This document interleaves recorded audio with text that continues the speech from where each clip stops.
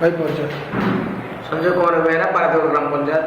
कौन आज कार्यक्रम आज पारादेव ग्राम पंचायत तरफ भत्ता मेला आयोजन कर आज 120 जन को विधवा बार्धक्य अकर्मण एवं अविवाहित व्यक्ति मान भत्ता प्रदान कर 500 टଙ୍କା व्यतीत आज अतिरिक्त 500 टଙ୍କା एमती 1000 टଙ୍କା लेखा दि जाऊँगी।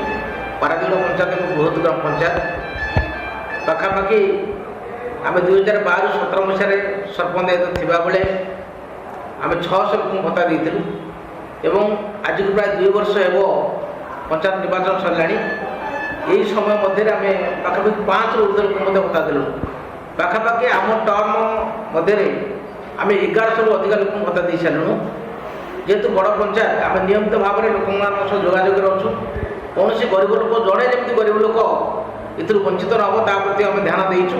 कौ गाँव आज पंचायत 11टी ग्राम सब लोग जो मैंने दरखास्त देते से दरखास्त सब ठीक था समस्त दरखास्त को आलाप कर सब लोक आज भत्ता प्रदान कर तेणु आम आशा रखीचु आगामी 3 वर्ष भितर आम पंचायत कौन व्यक्ति रे ना भत्ता अभियोग कर जो मैंने 60 वर्ष होती भत्ता जो मैंने 60 वर्ष ऊर्ध्व विधवा अकर्मण्य अविवाहित महिला भिन्नक्षम मान भत्ता दि जाऊँगी।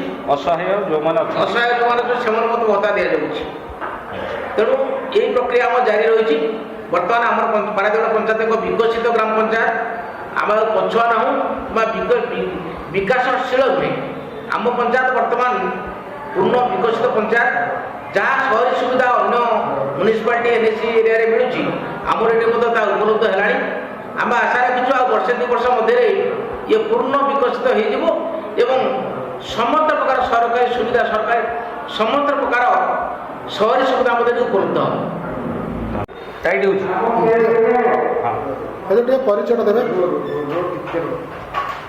परिचय देवे परिचय सस्मिता बेहेरा पारादीप बड़ ग्राम पंचायत। कौन आज अनुष्ठान अच्छे आज भत्ता मेला अच्छी कौ गाँव को भत्ता दि आमर मु 2 वर्ष है सरपंच आसवर आगुरी 521 जनकर भत्ता दिहला बर्तमान 130 जनकर भत्ता दिया